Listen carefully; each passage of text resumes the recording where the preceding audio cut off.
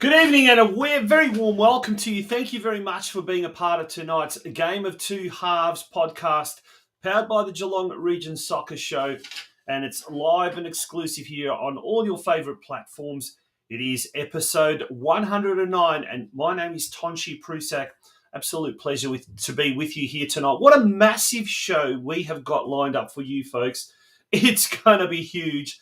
We call ourselves the Game of Two Halves because there are two segments: the global game segment, and then we've also got what we call the local game segment. And in tonight's show, it's just going to be absolutely massive. In the global game segment, well, he's the doyen of Australian football media, the Channel 10 commentator Simon Hill, who's also a very, very passionate Manchester City fan.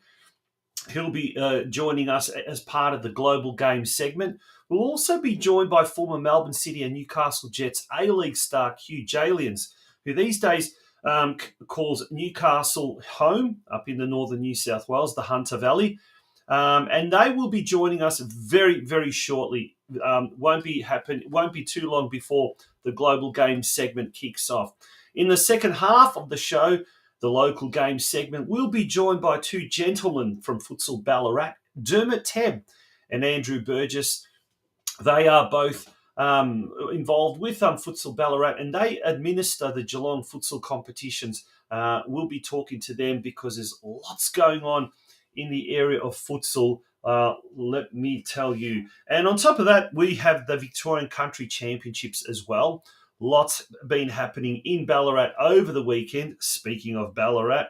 And we've got all the results. We've got how far each of the Geelong teams went. There were 12 junior teams, in fact, that took part in the competition up in Ballarat. So we'll be covering all of that, plus all of the roundup, the news roundup of all the games played over the weekend. There's quite a fair bit of action happening there aplenty. So we've got, folks, we've got lots and lots and lots lined up for you tonight.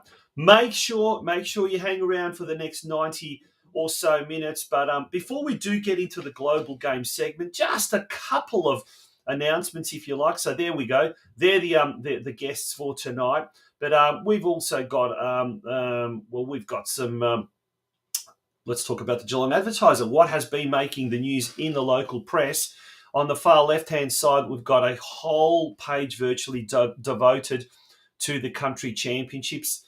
In the top right-hand corner, Sutcliffe pumped for long weekend, talking to arguably one of the highest profile female football coaches in the Geelong region, Emily Sutcliffe, who joined us on the show last week, talking about the upcoming country championships, Geelong Girl Power on show at the Champs. In Saturday's edition, there in the middle, an article looking at the Coasters, Surf Coast looking to keep the heat on top as they travel to Bell Park for the big local derby in State League 4. We'll talk a little bit more about that. And on the far right-hand side, today's Geelong Advertiser, at the bottom of the page there, Lions left to rue, missed opportunities in the first half.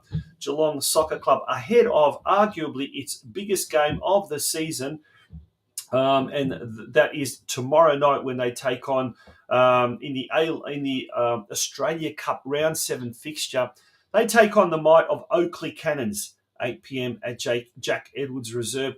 Should Geelong cause the unthinkable and cause a major upset here, what we will see is a Geelong side for the first time ever make the National 32 round or the national phase of the Australia Cup. Huge. It is just going to be absolutely massive if that does eventuate. Folks, on the other side of the break, it's time for the global game, and it's a pre-recorded interview with Simon Hill and KEW JALIENS that was just before Saturday night's UEFA Champions League final. So it was done on the Saturday. Don't miss this. There's some very, very good things to listen to, some words of advice both to juniors and youngsters, as well as people who are looking to make an industry or make a career in the football industry. Folks, don't go away. It's the Game of Two Halves.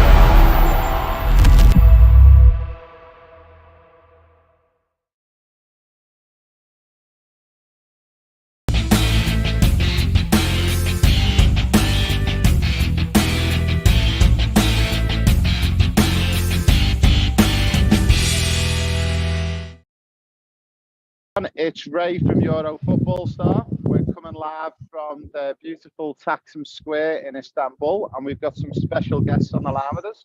We've got Josip Zilic, who's head of operations at Euro Football Star. We've also got Simon Hill, and we've also got KEW JALIENS. How's everyone this afternoon? Very good, thanks, Ray. Very well. Terrific, Very thank well. you. Now, we've got a couple of questions we're going to throw at our special guests, Simon and KEW. We're just going to first pick up with Simon. So we originally last spoke to Simon about just over a year ago when we come live from the Champions League final in Paris.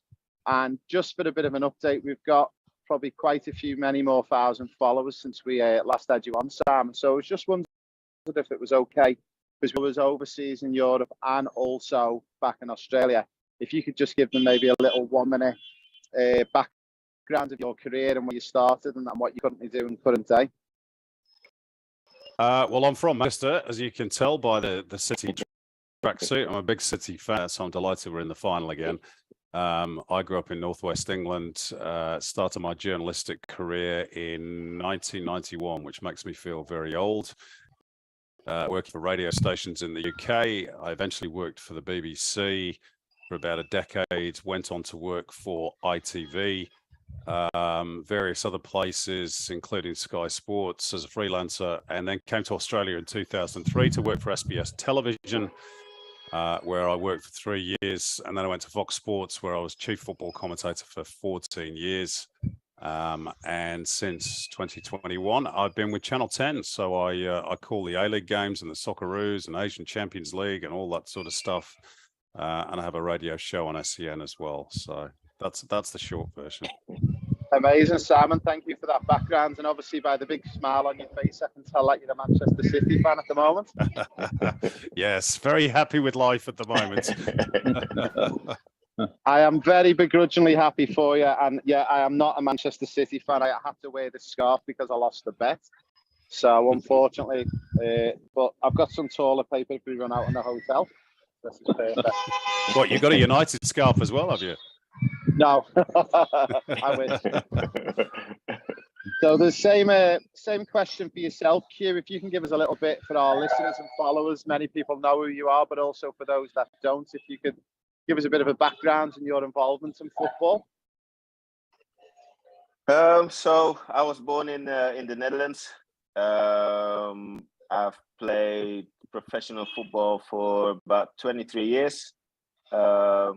Started my journey in the Netherlands, Sparta Rotterdam, Willem II, AZ Alkmaar. Won a championship with AZ in the Netherlands. Then moved to Poland. Played in Poland for 2.5 years. Played for Wisla Krakow. Won the Polish championship with them as well. Then I moved to Australia. Came to Australia. Played for the Newcastle Jets. And I finished off my career at Melbourne City. Amazing. So he's being very modest there. He's being very modest there, Ray. He played at a World Cup and marked Leo Messi, if you don't mind. I was just going to mention that because we actually had it brought to our attention that not only did you play against Lionel Messi in a World Cup, but you've also played in Champions League games as well. Is that correct, Hugh? Yeah, so I played Champions League for 3 different teams. And I played over 50 EuroLeague games as well. That's amazing, mate. I couldn't believe it when I first met you for the first time a few weeks ago in Australia, that we had a hidden gem, and your involvement in football, I believe, should be way higher in the game of Australia. And yeah, I think we need to unearth this diamond and make the FFA aware of who you are and what you do. And I think we need to get you working up in that technical department, but we'll see how we go with that one. Cheers, mate. Appreciate it. First question I've got for you, myself and Josip, I've got a couple of questions for you, and I'm going to start off. The first question is for Simon. Now, one of our programs that we launched about a year ago, Simon, it's called the Pro Player Pathway. And we discovered an area in football in Australia that we don't believe is a clear and concise pathway for football players in Australia, especially if they want to go overseas as well. But we also educate, engage the students and players that sometimes, well, football won't work out for you, but there is other opportunities in football, whether it be as a sports scientist, a physio, a coach, or maybe one day even being a journalist or a presenter like yourself.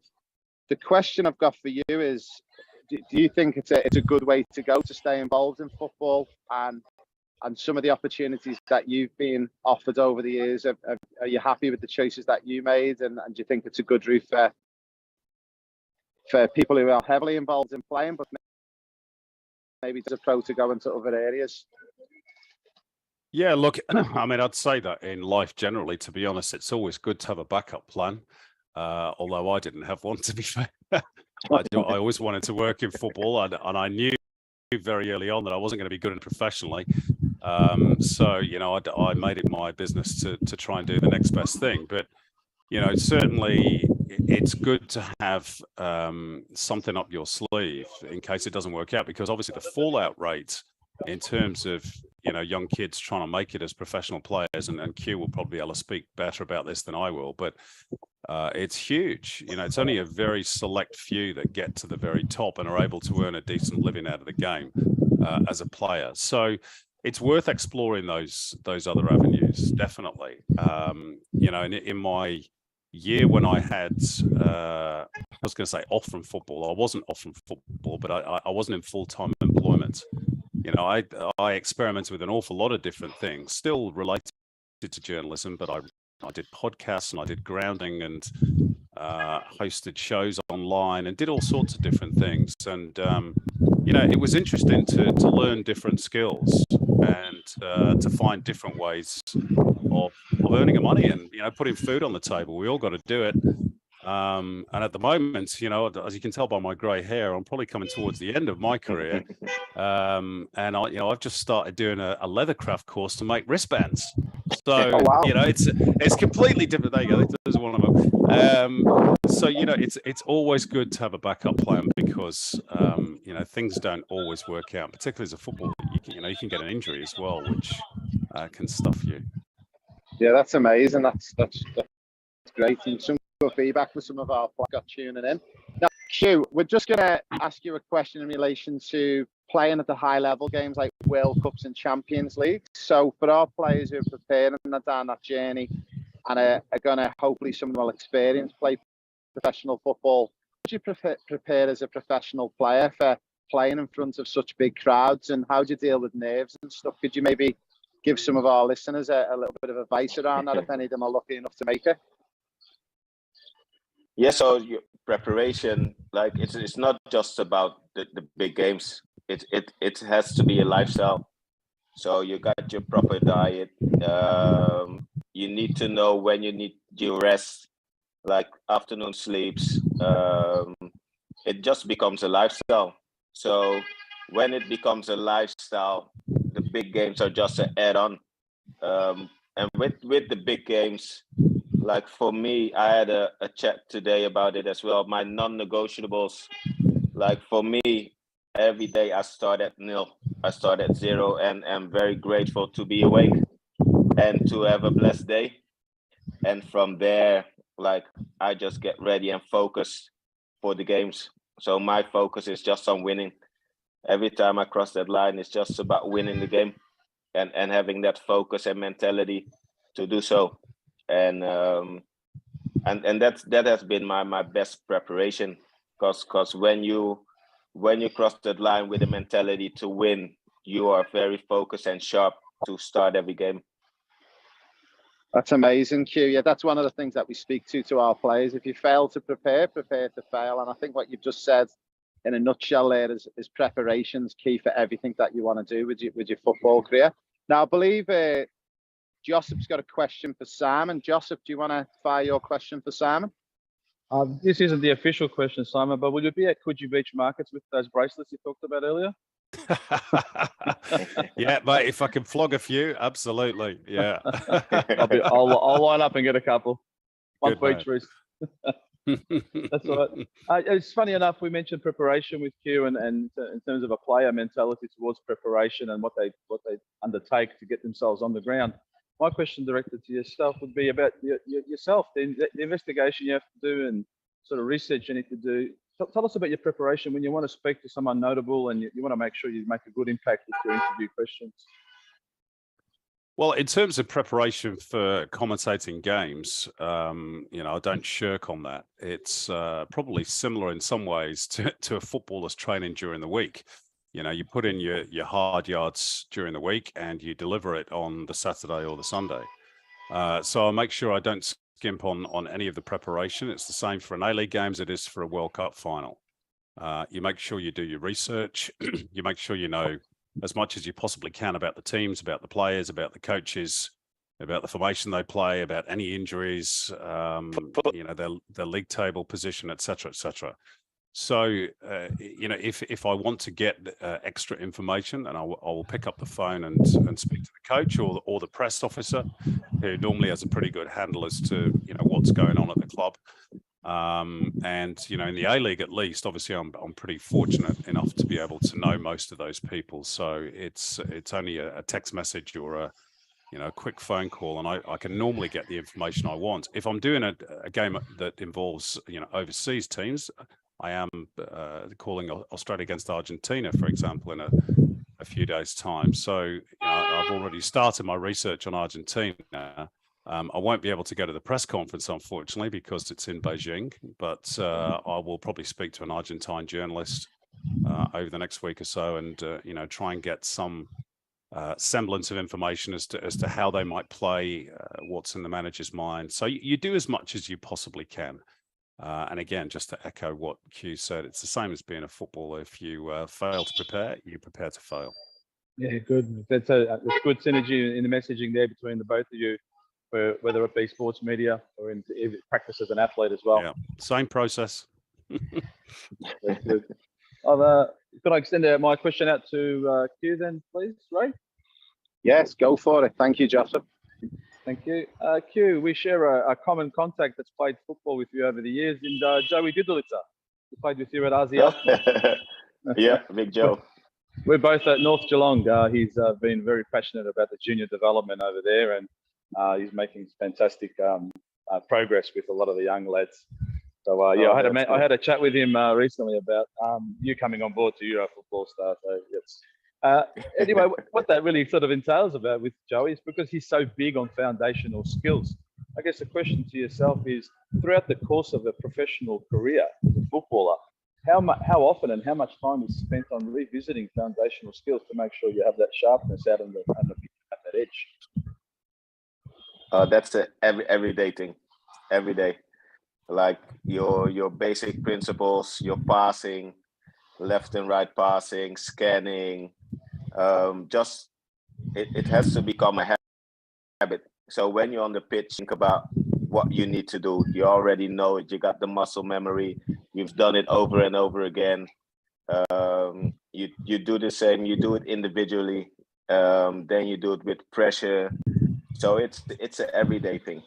And it never stops. If you want to be the best or want to play at the highest level, you have to revisit it every day. Yeah, an important message for the young athletes that we work with at Euro Football Star, and yeah, I'm glad to hear it that it does continue along the pathway with yourself as you get through your professional career down the track too. Over to you, Ray. Yep. Brilliant, guys. So next question's for Simon, and I want you to take your Manchester hat off with this one and do it as a neutral, if you can. It's a two-pronged question, Simon. Where do you think the game is going to be won or lost on Saturday, and what is your overall score prediction and why? Well, obviously, I'm hoping Manchester City win it. We've waited a long time for it. Where's it going to be won or lost? Look, to be honest, you know, the top games are normally won and lost in midfield. You know, the team that is organised, it can get the supply lines to their creative players. Overall, I think, you know, 1 to 11, obviously it's a squad game these days, but I think man for man, Manchester City have a superior squad. They've got this sort of individuals that can influence big games, particularly Kevin De Bruyne, particularly Erling Haaland. If Inter can't, you know, lock up that service to Haaland, then you know, he could have a profitable night on Saturday. But Inter have got players that can hurt City as well. You know, particularly Lautaro Martinez, I think is a terrific footballer. So I don't think it's going to be a walk in the park for City, but I do think if they can control the pattern of the game, which they're very adept at doing, City, they put their foot on the throat of opposition teams, even really good teams, and make them look ordinary. Then ultimately the quality shines through. You earn your right to play, and then your quality takes over. And obviously, I hope that's the case on Saturday. Of course, you know, City can have an off day. Doesn't happen very often, but if it does, then Inter is certainly good enough to take advantage of that. But I think City will win, and I think it'll be 2-1. Yeah, I'm afraid I have to agree with you. I think when I look at it from a neutral point of view, I think the game's going to be won or lost. I think Kevin De Bruyne is the key man. And I actually hate admitting this, but I think potentially we could see one of the biggest scorelines in Champions League finals history. I'm thinking. No, don't say that, Ray. You're going to put the mockers on it, mate. Ray was on Sportsbet looking for 8-0. The nuts for Q, and it links into the final, the Champions League final. Now, I've got a very good friend who works in Italy, and they did see at the Inter Milan training ground 2 double-decker buses pulling in, and apparently that's to do with their tactics. But how are Manchester City, Q, going to combat Inter Milan defending with 10 men behind the ball? Because we know it's going to happen. How are they going to combat that? Is it best to go at them from the start and try and get an early goal, or do Man City play them at their own game? Yeah, you have to play your own game. It's often, sometimes you see when teams get to a final, they get a bit stressed out and they want to change their game plan. Like, my philosophy is, the reason why you got there is the way you play. So play the way you used to play. So if I was City, I would just bring it to them. Excellent. One key thing for them will be the pace in which they move the ball. They have to be quick to move the ball from side to side, because that's the way you're going to wear them down. If that's not fast enough, they can cover the gaps, and then it's going to be a hard game. And can we get a score prediction from you, Q? What do you believe the score is going to be? So I think City will win. I think it will be a 3-1, and that's due to an early goal. So once they get an early goal, Inter will have to come out and play, and that will be in City's favor. So I think it'll be a 3-1 for City. Brilliant, Q. Brilliant, Q. Now, I believe that Josip's got one more question for Simon and one more for Q. So I'll hand it over to Josip. Thank you, Ray.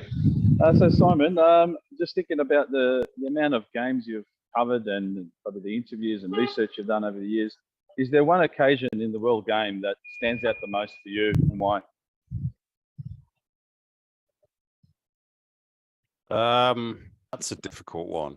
And I reckon Q's answer would probably be the same, because working in football is such a pleasure and such a privilege that you have so many highlights, and not all of them are actually to do with games. It's about traveling to places that you never otherwise go, and getting a new life experience. I've had plenty of those, traveling to the likes of Lebanon and Kyrgyzstan and Vietnam, Honduras, Uruguay, Argentina. It's been a wonderful life, and I wouldn't change a second of it. In terms of the on-field stuff, I would say there's a couple. First of all, calling an FA Cup final, which I did many years ago when I was at the BBC. Any young English kid growing up of my vintage knows how special the FA Cup is in England. So to be at Wembley to call that game, that was very special for me. And since my time I come to Australia, I would say the World Cup in 2006, because that was obviously a very special tournament for the Socceroos and for football in Australia. So to have the privilege of calling on live television the first ever goal scored by an Australian at a World Cup, as I did with Timmy Cahill against Japan, that's got to be up there as well. But I could probably go on for about 20 minutes with another 10 or 15 different occasions.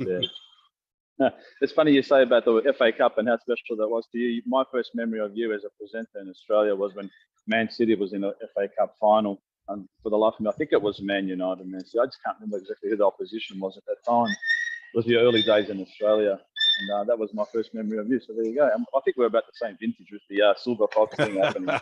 Yeah, we're all knocking on, mate. Thanks for that, Simon. Over to you, Q. With all the football exposure you've had in life, and you think about the people that have supported you, aside from that immediate inner circle of family and those the closer touch coaches, was there someone just like a layer or two back in the background that was influential in your life, or that you thought, I couldn't have done this without them, even though they weren't immediately impacted in the center of your life constantly? Oh. Well, I think what a lot of people don't know while playing, and because you don't see a lot of them, is the assistant coaches. Yeah. Like, as a player, a lot of work you do and communication is with the assistant coaches. And I think that they don't get enough credit for what they actually do, because not a lot of people know what they actually do. But every one of them has been a great part of my football. Outside of all the big coaches I've worked with, like the assistant coaches that were involved, they were a great help in my football career, and all the extra training extra sessions, 1v1 sessions, the physiotherapist, the masseur. Like it behind the scenes, there's just a big team of people that supports all the players that are not seen on camera or not seen on the pitch, but very valuable as a player. That's wonderful to hear. Thanks for sharing that, Q. And if I ever get a chance to be an assistant coach again, I'll remind the head coach that I'm not there just to pick up cones, that there is one-on-one sessions I can help out with too. 100%. Thanks, Ray. Thank you for them questions, Josip. So, guys, just to finish off, firstly, a big thank you from everyone at Euro Football Star and all our listeners for tuning in.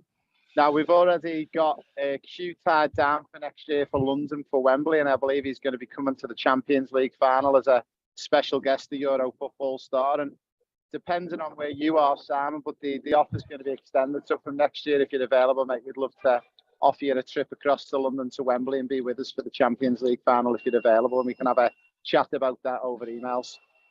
That'd be lovely, particularly if City are in it.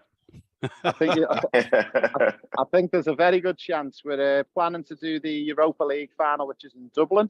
I believe Liverpool are going to be making that one, and then it'll be on to Manchester City Champions League final. Well, a big thank you, Simon, and a big thank you, Q, and I will say adios from Istanbul in Turkey. Mist Air Conditioning and Mechanical Services is one of Geelong's premier domestic air conditioning companies. The company is a venture by the directors of a major commercial mechanical services company which has over 45 years combined experience in the air conditioning sector all over Australia.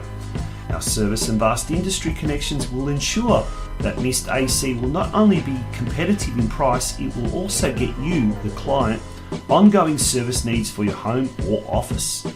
With a 7-year guarantee on all our workmanship, you can rest assured you will never be left out in the cold. Whether you are renovating or building your new family home, Mist can provide all types of ducted, split or reverse cycle air conditioning for your environment. We offer a total solution suitable to your family's needs. To find out more, visit our website at www.misthc.com.au or email us at info@misthc.com.au or call us now on 5278 6478. Welcome back to the Game of Two Halves podcast, powered by the Geelong Region Soccer Show and proudly sponsored and brought to you in 2023 by Euro Football Star. It's time now for the local game segment of tonight's Game of Two Halves podcast, and we're going to kick it off, first of all, looking at all the results of the round fixtures played over the weekend. But before we do that, we are trying to, on our Facebook page, we have introduced Super Sunday Soccer along with Super Saturday Soccer, and we are basically providing a score update service on our Facebook page each weekend. But for that, we do need your help, folks. And if you are out and about at any of the games these days with smartphones, it's very, very easy to do to update instantaneously. There was an article in the press earlier today or the last few days where it talked about some of these data collectors who are at games, and they do it for betting companies. Well, we're not a betting company, but certainly we are trying to provide a service and keep everyone informed of all the scores that are happening around the grounds on a Saturday afternoon or indeed a Sunday. And it doesn't matter if it's the reserves, the seniors, a juniors game, a veterans game, whatever the case may be. If it's a game of football being played around the region, we want to know about it. Speaking of the weekend that was, let's turn our attention straight away to NPL Victoria. And the season just seems to get from bad to worse for North Geelong. They are firmly entrenched at the bottom of the competition standings. Not much was expected from their fixture on the weekend. They travelled up to Avenger Park to take on the league leaders, Avondale FC. And they put up a good fight, only losing 3-0. But this weekend, they've got a tough game again on the road. Saturday night, they come up against Hume City, who suffered a 3-0 loss at the hands of lowly St Albans Saints. And North Geelong will play their game at Hume City's ground on Saturday night at 6:30 p.m. Well, Geelong has got a massive week of football. On the weekend, they had a gilt-edged opportunity to really move away from the dreaded relegation zone.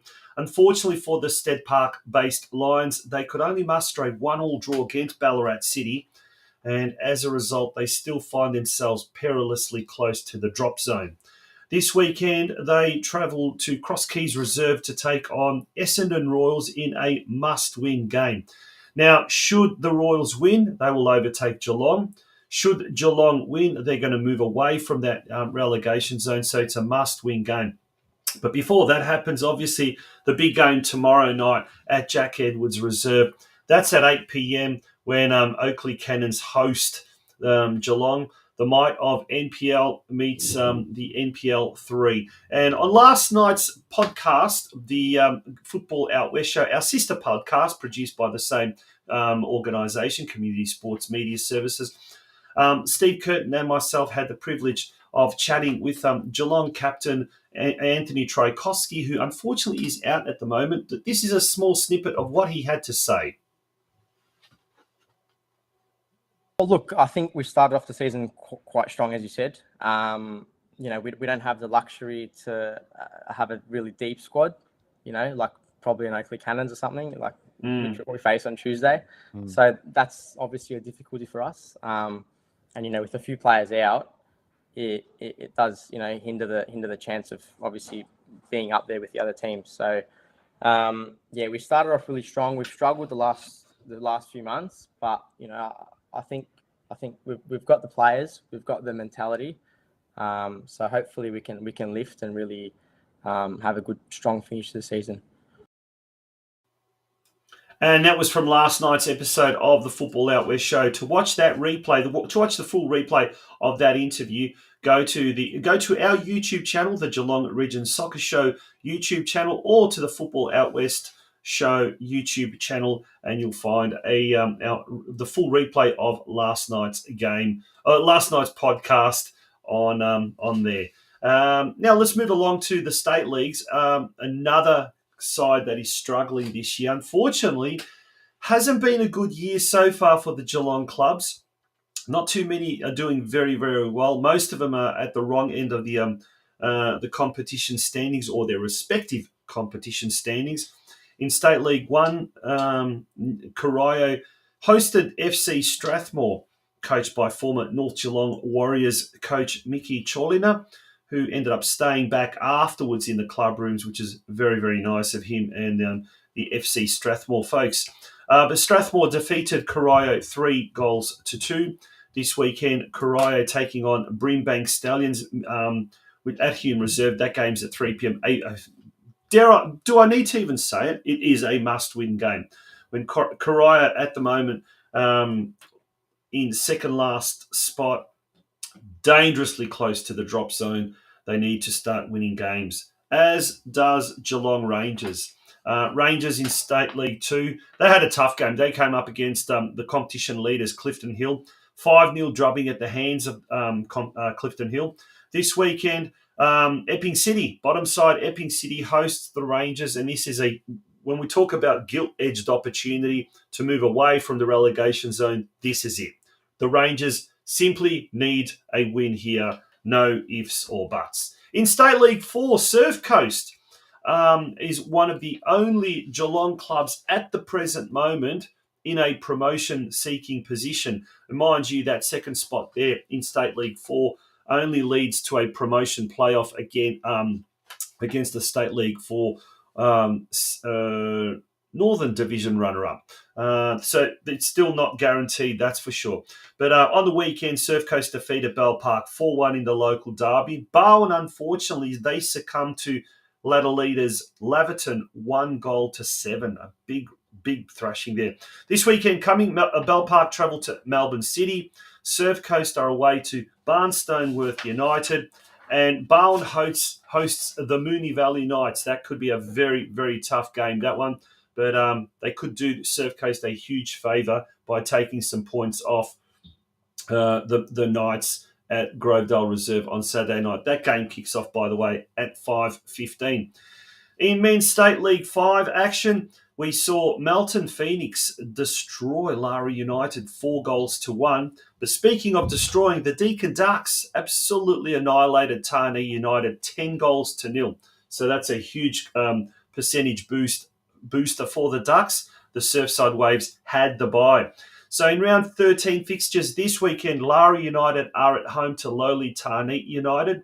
Bendigo City host Surfside Waves in Bendigo. That game kicks off at 5 p.m. And then Deakin Ducks have got a very tough game on the road when they travel to Balmoral Park, where they will play Balmoral FC, the undefeated competition leaders at the moment. We now turn our attention to the women's side of things, the women's VPL, and Geelong Galaxy have strung together some really good results in recent weeks. Unfortunately, on the weekend, that winning streak came to an end when Brunswick Juventus defeated Geelong Galaxy 1-0.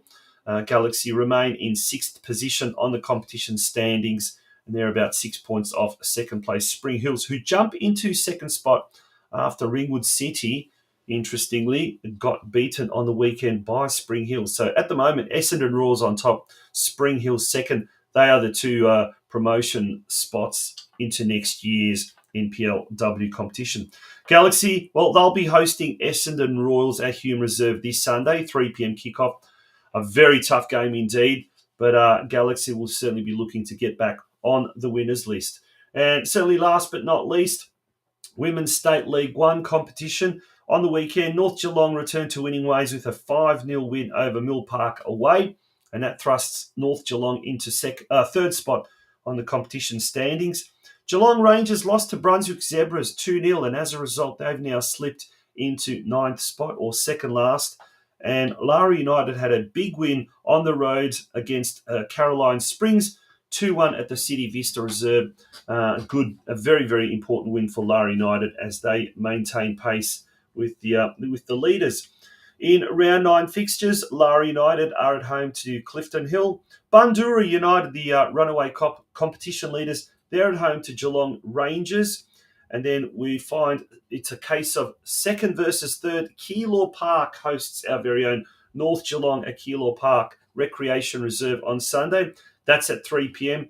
in a direct battle for second spot between the Eagles and the Warriors. That should be an absolute beauty.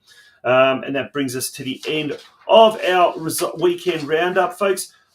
Stay tuned after this very, very short break. We'll be talking to our first guest for tonight in the local game segment, Dermot TEBB and Andrew Burgess from Futsal Ballarat. Remember, Futsal Ballarat operates or administers all the futsal competitions down here in Geelong. Lots of interesting stuff happening in the field of futsal that does affect the Geelong region.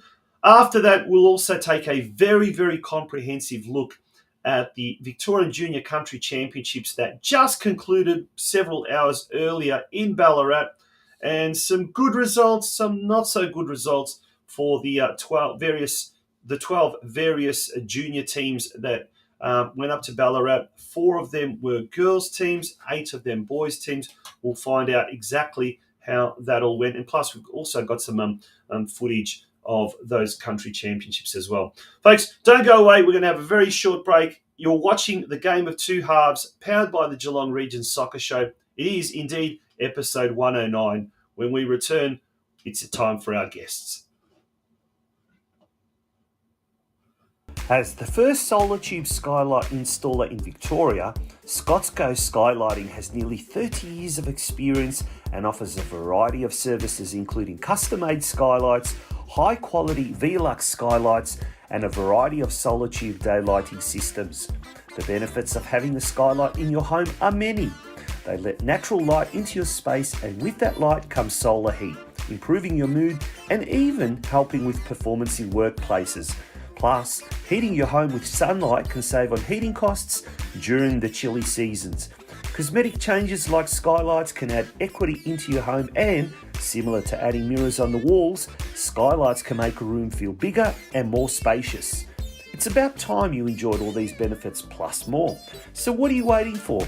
To get a free daylight assessment and installation quote, call our founder and owner Adrian Begg on 0409 823 177 or visit our website at www.scotsgoskylights.com.au.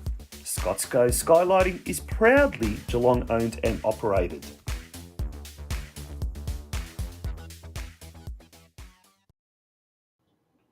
Welcome back to the Game of Two Halves podcast. It's my absolute pleasure now to welcome to the show here we go. They're all the way from Ballarat, cold Ballarat tonight, no doubt. We've got DERMOTT, TEBB and Andrew Burgess. And gents, how are we? And welcome to the show. Going well, thanks, Toch. Thanks for having us here. Yeah, absolute pleasure to have you guys on the show. First of all, DERMOTT, tell us about Futsal Ballarat. How is it structured? How does it operate the competitions down here in Geelong? And is it just Futsal Ballarat, or is it part of a bigger organisation? Sure. So we run all the futsal here in Futsal Ballarat, and we have about 1,000 members participating weekly from 2-year-olds right up to seniors.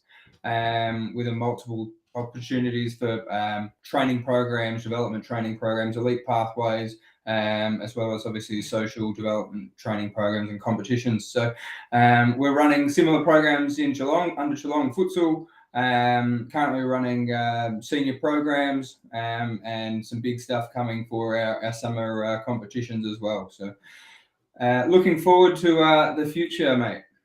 Yeah, no, that's good. Andrew, what about yourself? What's your role in within Futsal Ballarat? Yeah, thanks, Toch. And I'm just wearing my best Geelong top tonight as well. So, But so I work hand in hand with DERMOTT with both coaching and also growing the club and also growing our reach into Victoria, largely around working with our councils to build relationships there and get access to facilities because as with all sport, if you can't get on the ground or you can't get on the court, you can't play the game. So working very hard with the City of Greater Geelong to get a really good opportunity to access down there at the quality facilities that Geelong has.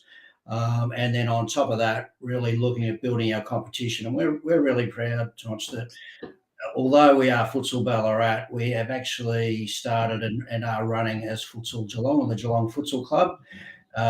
It's a really great culture within Geelong and the region down there. We know it's such a strong soccer following community, strong soccer playing community. And we see a fantastic link between futsal and football to grow further opportunities for more participation down in the region. DERMOTT, for many, many years, the City of Greater Geelong and the City of Greater Geelong's, organisation, Futsal Geelong, ran futsal down here. And it was always done mainly as a social or participation thing. It was done at Leisure Time Centre, was done at BVAC, Barwon Valley Activity Centre. But now you've come in and taken over. How has the transition been? Has it been seamless? Has it had its teething problems? And what were the results of the first, 12 months of running the program here in Geelong? Yeah, look, starting from scratch again, there's always a few teething problems, but with how it went over that first 12 months was even better than we expected. There's obviously good numbers playing outdoor football and previously futsal in Geelong. So we had anticipated that numbers were going to be strong, but the last 12 months has been quite hectic. They've finished just under 1,000 members over the last 12 months, and we're looking to grow that over the next 12 months as well. So really good, strong start and excited to see where it can go in the future. Was there anything that you kind of identified as things that could be improved on? In particular, let's say, the competition wise and participation side of things, but also maybe the development of it, the elite pathways, for example. Yeah, so like I touched on earlier, we've got some exciting things coming. We had a junior program throughout the last 12 months for primary school kids. There was about 25 teams that took that up in the inaugural competition with under 10s and under 12s. We're looking to go right down like we do in Ballarat, have an under 6 competition all the way through to seniors, and so everyone can find their own level. So that's sort of the social bit we're looking for to grow mainly, is that, I guess, primary school aspect. The other part, we've got our elite pathway here in Ballarat with probably about 150 boys and girls that train on a weekly basis to go to tournaments throughout Victoria and some interstate. We're looking to get the exact same thing going in Geelong with the Geelong Futsal Club and provide the opportunities for the kids to showcase what they can do as well. Okay, let's talk about that. The Geelong Futsal Club, is that the creation of a whole new club? Is that just basically going to be the name of the representative team? Either Andrew or Derm, you can answer those questions. That sounds pretty exciting. So I'm really excited about that, and really excited about the quality of players that we have down in Geelong and identified already. So we are putting the foundation in now to look to really grow that elite program. To answer your question, we will have, so the structure will be, we'll have a Ballarat Futsal Club and we'll have a Geelong Futsal Club. And those two clubs will play into a regional series. And from that regional series, we'll then pick our West Vic Warriors team.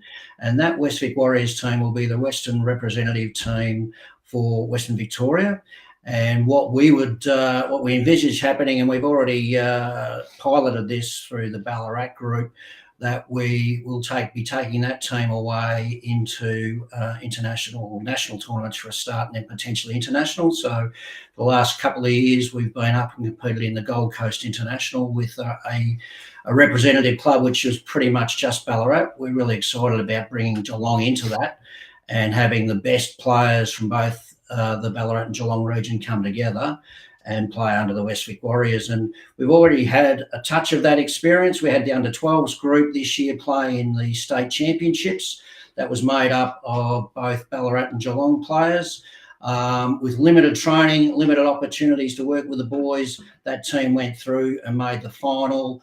And I won't say we're unlucky to lose it. I think we didn't play as well as we could have played in the final itself, but certainly demonstrated the quality of player that is available, and it certainly excited both Dermot and I about what the future of futsal can be, and just another level and another pathway for kids in regional Victoria to have a red hot crack at some great tournaments. Yeah, both of you have been involved in coaching some of those rep teams. Dermot, you've spent a lot of Saturday mornings watching and down in Geelong here, watching some of the young talent at primary school level and even secondary school level.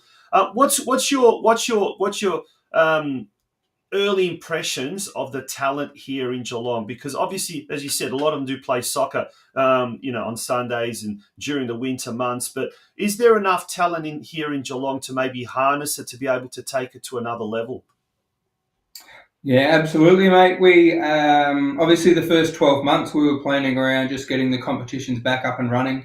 And the Geelong Futsal Club was in our plans, and it's been in our plans from the inception. But we've seen the level of talent that is down there and are looking to expedite that solely due to that. The quality of the play, the quality of the competitions is really, really strong.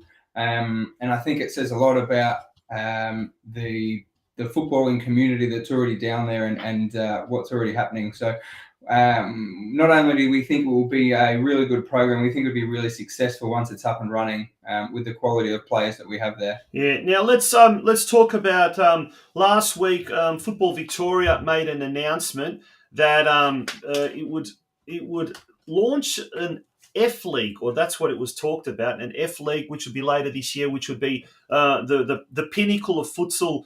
At club level for the seniors, and then the state league would be like for the juniors. Do you guys know any more information about that since the press release was released last week? Tonji, I'll take that one for a start. Yeah. We are really excited about the fact that Football Victoria are getting serious again about futsal for a start, and putting both the F League and the State Futsal League back on the agenda. They haven't released any further information other than to say EOI is closed tomorrow, expressions of interest. We can announce and tell everyone that we have put expressions of interest in on behalf of both Geelong and Ballarat under the West Vic Warriors banner. we are keen to explore the opportunity of having rep sides from the region come and play into that competition, but we're waiting on some further information from FE around, well, what's it look like, what's the commitment that would be required, but it's certainly something we're factoring into at the future of futsal as we go forward, and something that we'd be really excited about over the summer months. What we're really also very aware of, and we've had a preliminary discussion with Geelong Regional Football Association, I think it is the GRFA or GRFC committee, I think it is, sorry, these GRFC, days. yep. Thank you. Just a preliminary quiet word just to say, we're not here to compete with football, I think, and we really want to get that message out there. We're not trying to take players out of football. We want to value add into what futsal can do to help develop football players as well. So, you went through all your local football roundup before.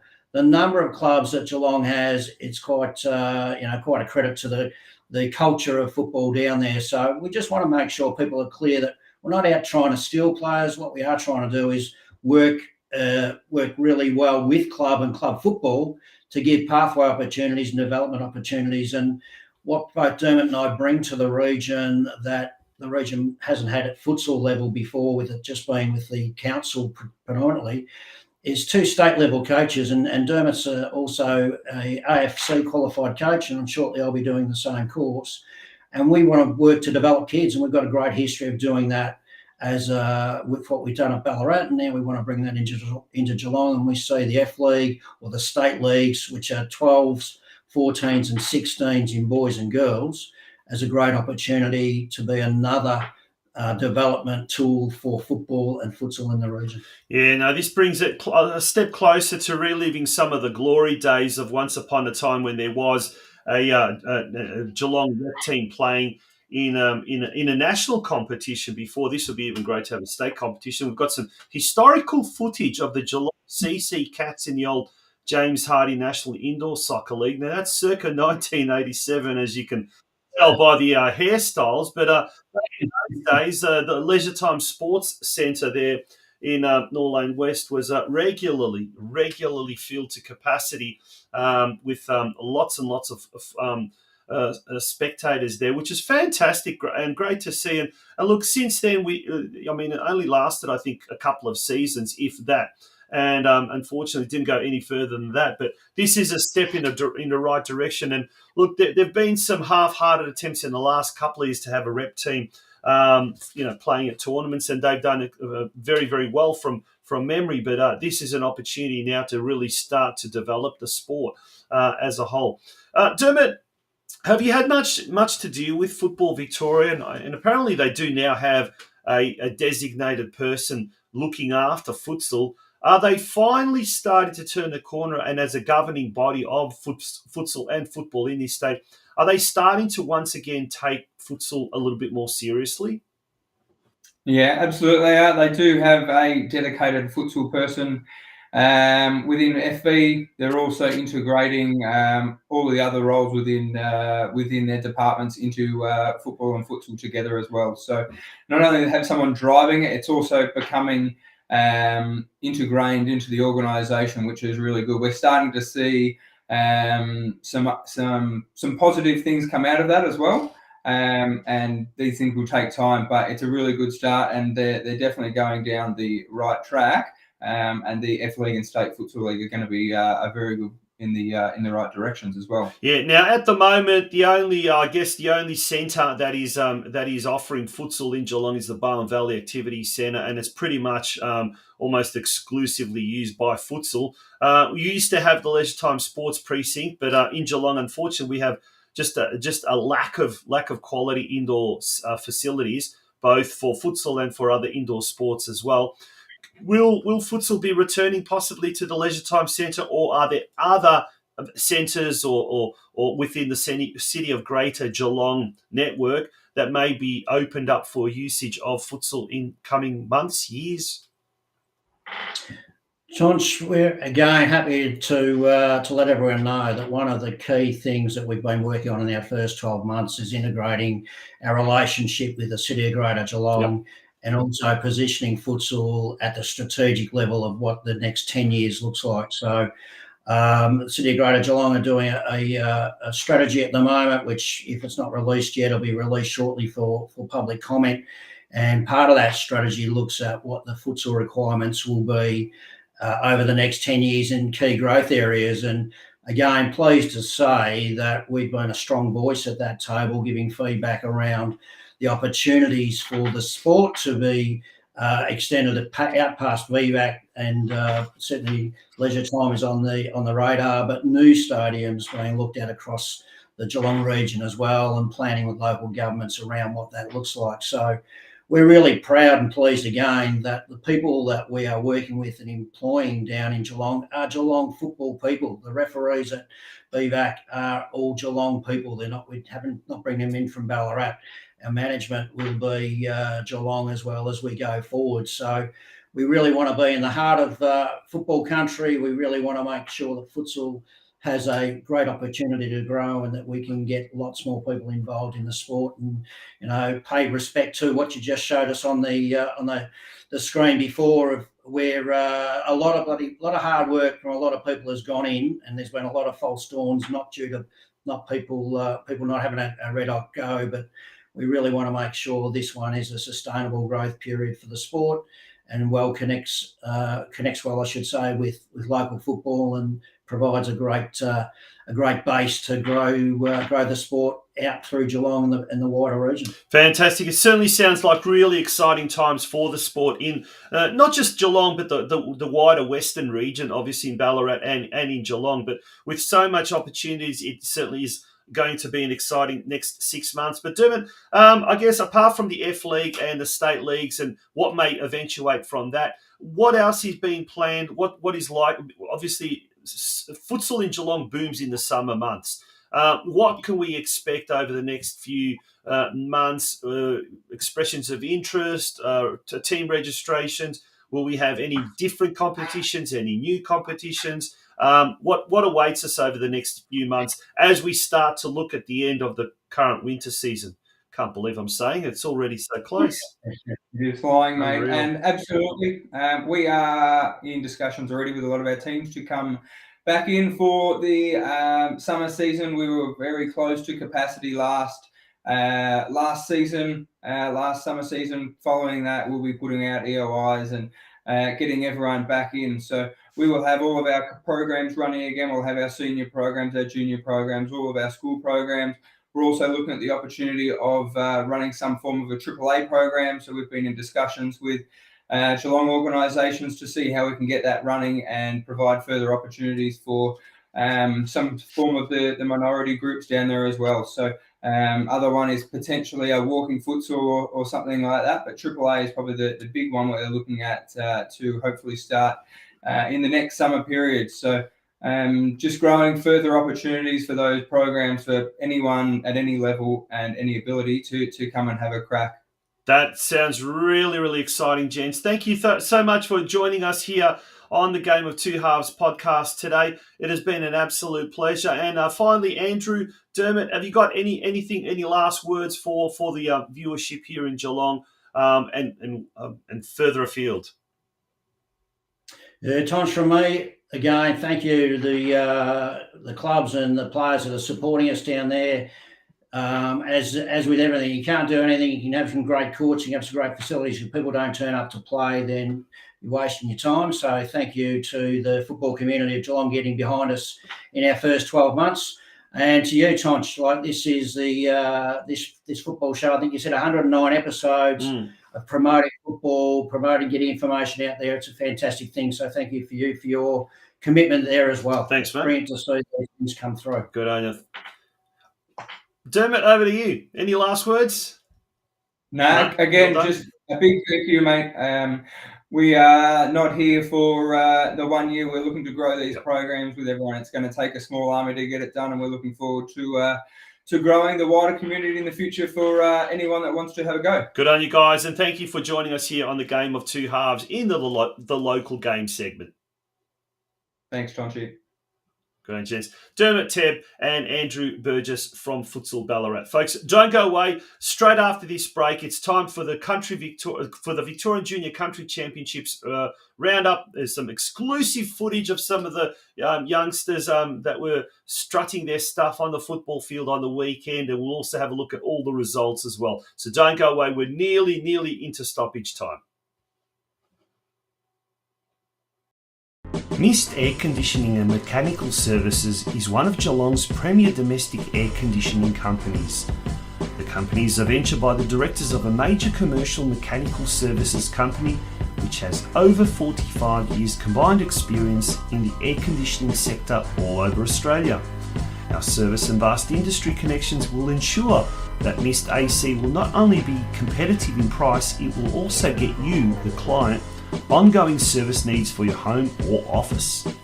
With the 7-year guarantee on all our workmanship, you can rest assured you will never be left out in the cold. Whether you are renovating or building your new family home, Mist can provide all types of ducted, split or reverse cycle air conditioning for your environment. We offer a total solution suitable to your family's needs. To find out more, visit our website at www.misthc.com.au or email us at info@misthc.com.au or call us now on 5278 6478. Thank you to all of our advertisers and thank you to all of our sponsors for indeed making this show possible. At one stage in the pre-season, it was almost looking like we were not going to have a Geelong Region soccer show this year. And then Euro Football Star and all of our other Scotsco lighting, skylighting and mist heating and air conditioning also have jumped on board to make sure that we are able to bring you this weekly show each week. Now we're going to turn our attention to the Victorian Junior Country Championships that happened over the weekend. And as we roll some of the video footage that happened over the weekend, the 12 teams competed at the Ballarat event this year. 8 of them from the boys, 4 from the girls. The under-11 boys North, they ended up in second position after the pool games. The under-11 boys South ended up in first. The under-12 boys in third. The under-13 boys in sixth. The under-14 boys in third. The under-15 boys in fourth. The under-16 boys did very well. They finished in second spot. And the under-18 boys in sixth spot. Those were the 8 boys teams that competed at the Victorian Junior Country Championships. As for the girls, the under-11 girls finished in second spot, did very, very well. The under-12 girls did even better. They finished in first position. The under-14 girls in fourth, and then the under-16 girls in fifth. That meant that we had 5 teams taking part in the finals matches. The under-11s North, they lost to fellow Geelong team, the Geelong South team, in the semi-finals, 2-0. So that meant that the Geelong South under-11s progressed through to the grand final, where unfortunately, after extra time, they lost to Albury-Wodonga 2-1. The under-16 boys also lost to Albury-Wodonga, very, very strong association, by the identical scoreline of 2-1.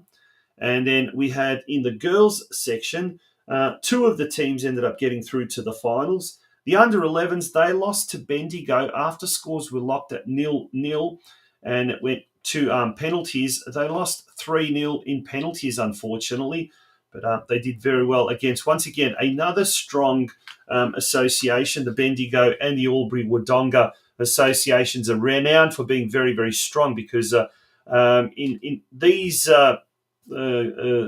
tournaments, the NPL clubs or players from the NPL clubs are ineligible to compete for their various associations. So you find that it's some of the tough, strongest players end up playing in the NPL, and they're ineligible to play for the country championships, which is a good thing. It gives the kids that otherwise probably wouldn't have that opportunity to play representative football a chance to do so. Now, the other team in the girls division, the under-12s, they also lost to Bendigo, also after extra time. But just as the game was headed to penalties, Bendigo scored the winner, and they won 2-1. So in the end, that was the outcome. We had 5 finalists, or 1 semi-finalist and 4 finalists, and unfortunately, they all took out the silver medal. So if we have and look at this game, this was the under-18s. They were playing on the main ground there at the state regional soccer stadium at Morsehead Park, a magnificent facility. If only Geelong had something similar to that. And we've got the summary there of all the games, of all the teams and how they went. As we said, all the teams there in red, they were the ones that progressed through to the semi-finals or the finals. So 5 out of those 12 teams managed to get through. 3 boys teams and 2 girls teams. And then we've got the scores and the results of how they ended up going in the finals. So that was all done there.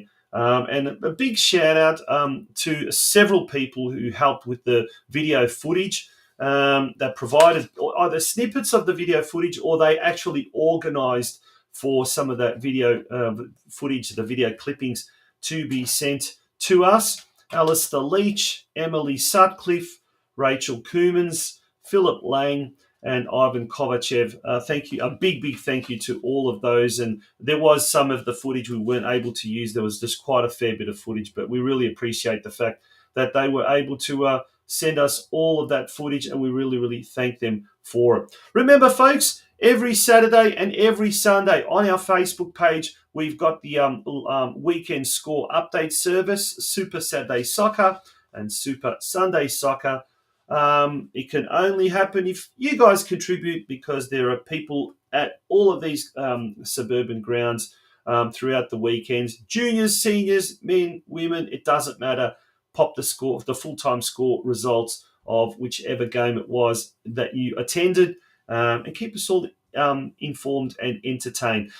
It's amazing how many clubs actually are brilliant, but how many clubs are really bad, even in this day and age of social media, that they don't update their scores. And looking for scores and how did that team go and that particular team, and it's usually the same teams that do so. Anyway, before we do go, big shout out to everyone involved at Geelong Soccer Club. A huge game tomorrow, arguably the biggest game of their 65-year history. Oakley Cannons hosting Geelong Soccer Club in round 7 of the Australia Cup. Should Geelong cause a David versus Goliath-like outcome, where the little guy beats the big guy, they will qualify for the national stage, the final 32 teams of the Australia Cup, and they will be the first ever Geelong region club to have ever qualified for the national stage of the Nationwide Knockout Cup. A huge result if they can achieve that. Folks, that brings us to the end of the Game of Two Halves podcast. And before I do forget, that game tomorrow, the Geelong game against Oakley Cannons, that will be live streamed on npl.tv. Thank you very much for being a part of tonight's massive show. It was a huge show. It was it was just great to hear with futsal what is in the wings, what is the exciting announcement about the Geelong Futsal Club, the F League, the state leagues that are coming up, but also the opportunities for the sport going forward, and the constant collaboration both with the Geelong Region Football Committee as well as the Geelong City Council as well. So there's some exciting things happening there, and great to see all those little tackers in Ballarat. I managed to get out there and see a few games, and it was also good to see run into people that I do know, or people that do watch this show, tune in regularly. And if you're one of those people, it was good to catch up with you in Ballarat, and thank you for all of the support that you've shown both myself and this program over the last 5 seasons. On that note, folks, thank you once again for being a part of tonight's show. Until next week, goodbye and have a great weekend. Great week.